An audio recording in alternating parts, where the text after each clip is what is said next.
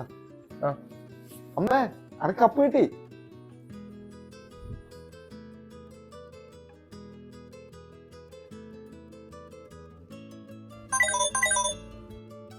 ആ ഹലോ.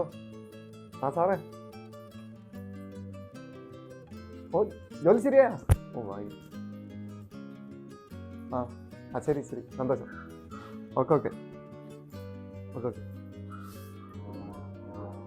അച്ഛാ ജോലി. അത് ഞാൻ അമ്മേ അനക്ക് ജോലി കിട്ടേട്ടാ.